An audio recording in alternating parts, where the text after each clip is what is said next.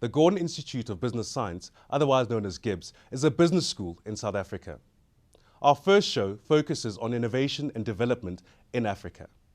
We start by interviewing the Dean of GIBS, visit a technology hub, and also hear why Africa's youngest billionaire thinks the time for Africa is now. But first, earlier this week, I caught up with Professor Nick Benadel, the Dean and founder of GIBS, who told me more about the school, its role in Africa, and extension into TV.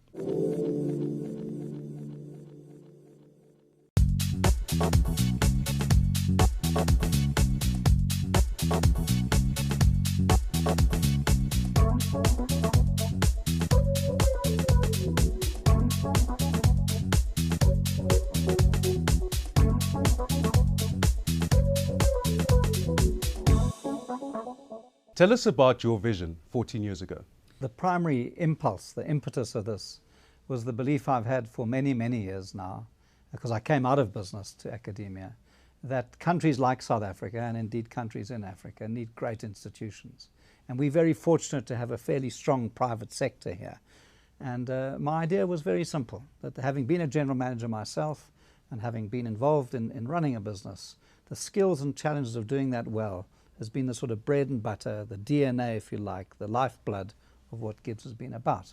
It's to help individuals and companies run their businesses competitively. That's the core idea that led to the start of GIBS. And how different was GIBS' vision relative to the traditional university? So we spent 3 weeks visiting top business schools, and when we came back we realized that much of what each of those schools do is very similar, but of course what's different is where we are, and the particular challenges of the South African economy are central. So you learn from everyone, but you copy no one. And we set out to be a general management school to help those kind of leaders make the transition into better and better performance. And that's where it came from. How much of the work that you're doing at GIBS is focused just outside of South Africa? More and more. I mean, it's very clear that South Africa is a key part of the African economy. It has certain advantages and certain challenges in playing its full potential role in the continent. But we want to send a message out there that we're open for business as a business school, but we're also open for business as an economy to make a difference in Africa where we can, having the humility to realize that every country is different, has different markets and different needs. And our philosophy is to spread the word of partnering in an open-minded way where we can both mutually benefit from the relationship. So we have a strong focus increasingly on the rest of the continent, both West, East and Central and Southern Africa.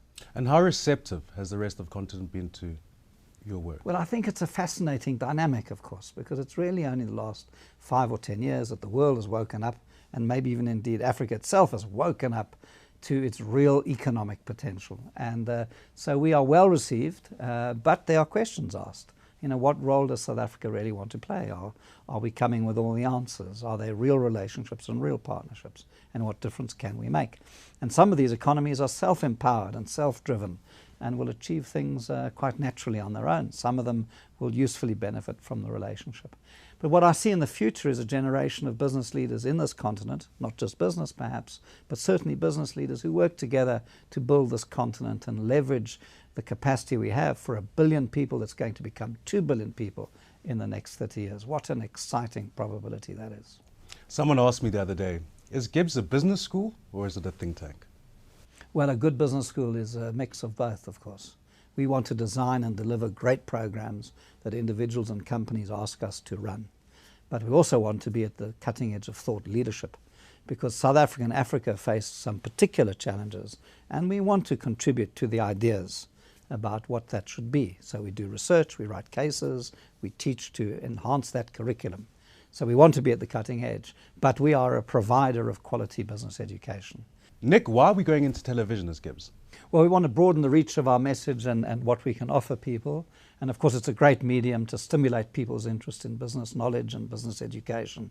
So hopefully some of the content will empower them, and hopefully maybe they'll end up studying here. But this is a great medium to spread the message of what great business practice and management practice is. It's certainly been exciting seeing GIBS evolve over the past 14 years, and we certainly look forward to another exciting 14 years in the future. Thank you, Nick.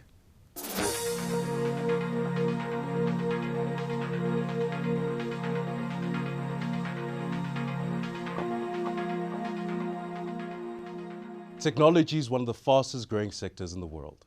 In Africa, IT contributes 7% to GDP, which is far less than the global average. Incubation hubs are seeking to change that. In East and South Africa, iHubs are the places for entrepreneurs to meet, share ideas, and develop startups. One such incubator is Josie Hub. IT hubs are springing up across Africa and act as meeting points for young entrepreneurs to share ideas and start up innovative businesses, based on the skills they acquire at the hub and their understanding of their environment. One such is Josie Hub. Founded last year with funding from the Media Network, Google and other technology giants, Josie Hub has seen a number of successes so far. More than 50% of young people in South Africa don't have any jobs at the moment. And we're technologists, we're geeks, we love building software. I'm also an entrepreneur. And what we felt was that there wasn't really a space for young entrepreneurs, young technologists, young people that wanted to build solutions, local solutions, African solutions for the problems that we had in South Africa. And that's how Josie Hub was born, is really to build a place and find a place for young people to get together and build the solutions that we hope will solve the problems in South Africa. We've been extremely well received by the community. We started at a zero base. The community is now almost 3,000 strong. So it shows you just, how relevant the space and the platform we provide actually is. Particular emphasis is placed on the development of internet, social media and mobile technologies that address the continent's most pressing social challenges. In Africa at the moment, we've got over 1 billion people. There are now 800 million phones for the 1 billion people in Africa. That's a huge market. There are many countries, but every single person in the next 5 years will have a mobile device through which they can transact, through which they can get information, and through which entrepreneurs can reach them to deliver life-saving information and also services that make money and that build great businesses. Young Africa Live is one such project and grew from a need for mobile applications that were non-profit but were still fun, educational and could make a difference. Now it's the largest private social network in Africa. We've got almost 2 million young people on the platform that connect with each other on a daily basis, and that chat not just about things like HIV/AIDS and their status, but around sexual health in general. And that is the dream for all young entrepreneurs who spend their time in technology hubs across Africa and the world, to build the next killer app, which for the funders must also include significant social objectives as well. How do we use technology for social impact? And a space like Josie Hub really allows all these different individuals, these different ecosystem players to come together in one space and to really think innovatively about the role of technology for social change. Josie Hub is also encouraging women to get more involved in the technology space. It provides a stimulating working environment and access to a network of innovators and like-minded entrepreneurs. I'm currently chairing the Josie Women in Tech, and the whole purpose around that stream is around driving female innovation and gender diversity. If you know anything about the tech industry, that women are the most underrepresented, and Josie Women in Tech is about changing that perception. I'm one person who can tell you that you don't have to study tech, so I don't have a technical background. I've got a BCom degree, but I've managed to be a tech entrepreneur because I've always had an interest and passion within the industry. Actually, you don't need to be technical at all.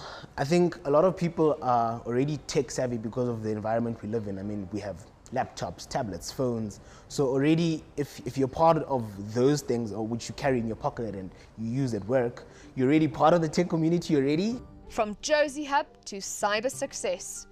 This is about Josie in its entirety. It doesn't exclude anybody. As long as tech is really the overarching theme, it doesn't matter what your background is. Josie Hub is hoping to work closely with other hubs across Africa.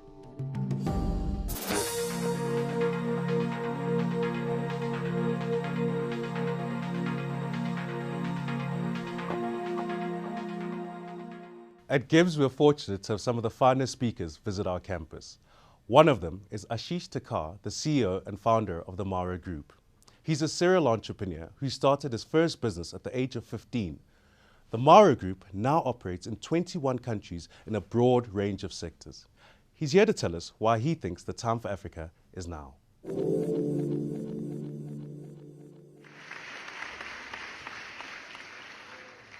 Our time as Africa is now. You know, we've got the most naturally rain-fed arable land in the world. I mean, 60% of the arable land in the world. People are talking about food shortages in the rest of the world. Here we are with so much fertile soil and all the necessary ingredients that we need to make that happen. We've truly been able to leapfrog in technology. Having a bank account on your mobile phone in Kenya is normal. The way we've been able to leapfrog is huge. We have these advantages because we don't have legacy systems. We've got 52 cities with over 1 million people in each of those cities. I mean, it's a massive opportunity. I was in China, and we were at a conference, and one of our heads of state from a Francophone country kind of started the thing and said, you know, I was talking to Chinese investors, and it was like, you know, we need help. And his thing was, we need help because, you know, we don't have power, we don't have infrastructure, we don't have this. So he finished his help spiel, right? And he finished, and I came up and I said, you know, with all due respect, Your Excellency, I'm going to give exactly the same message, but we don't need help. I mean, we have 75 terawatts of power as sub-Saharan Africa with almost 850 million people. Spain has 75 terawatts of power with 40 million people. That's not a problem. That's a massive opportunity, huge opportunity. We need 20 to 30 times more power than we have today. Come and invest. Come and make money. So I think it's a mindset shift that really, genuinely, I think we're very lucky that the time is now. And the continent's changing. We cannot forget, as sub-Saharan Africa, we are 46 different countries. And as I said earlier, 46 different cultures, mindsets, all of that. So we have to think practically. We can't just copy and paste. And you know, we kind of blame the external, meaning people outside of Africa, the foreigners who are coming into Africa, and say that they generalize this. But I think we do it sometimes ourselves. But I think one thing we do need to take advantage of is regional integration. There's a lot more regional integration taking place. And that's going to be a huge advantage. The East African community, in my opinion, is one of our best case studies because it's been the fastest in terms of execution. And maybe that's because of the number of countries involved. But it's been great. It's a collective market, $77 billion GDP. It's 120 to 140 million people, depending on whose stats you go on. And it's a much bigger market, and it's opening up in terms of borders, etc. Francophone West African countries today, you don't have to set up a bank in all 8 countries to operate. They have one central bank, one single currency. So regional integration is a very important thing for us to take note of, but still remaining local in the true sense. 7, 8 years ago, when Mara was still growing, and it still is, but at that time, I saw that African governments always favored foreign investors to African investors, and that bugged the life out of me. Right? We're doing the same thing. We're willing to bring the same thing to the table. But they trusted foreign investors more. Why? Because they thought that foreign investors have the ability to execute, and they had the subject matter expertise. Post the downturn, I've seen a huge shift in that, a huge shift in mindset, that they saw foreign investors pull out and go, whereas African investors remained. We stood fast, and we actually delivered on the projects we committed to. So I've seen a huge mindset shift within our governments, especially in the rest of Africa. I'm not so experienced with South Africa, but that governments are really favoring African businesses over foreign businesses. And that's a huge edge for us. That's a huge edge for us to take advantage of. Bureaucracy exists, right? It does. I mean, there's frustration in the system in a lot of places. However, we are transforming. We are going through a huge transformation right now. CNN asked me my favorite country in Africa out of the 19 countries, and I said Nigeria. And everybody gets really surprised when I say Nigeria. But I genuinely mean it. Our finance minister is ex-World Bank, trade minister, ex-Goldman Sachs, ICT minister, ex-Accenture, sovereign wealth fund manager, ex-Goldman Sachs. I mean, we have a fantastic cabinet in place. The president wants to leave he has a positive legacy. So you see that now trickling down into the system. Yet the perception is very different from the reality. So I think, but that bureaucracy, like I said, does exist. And how Mara tackles that is we name and shame. We scream and shout. We make sure things get done. And it's possible. Thank you for joining us on our first show. We hope you enjoyed it. Until next week, goodbye.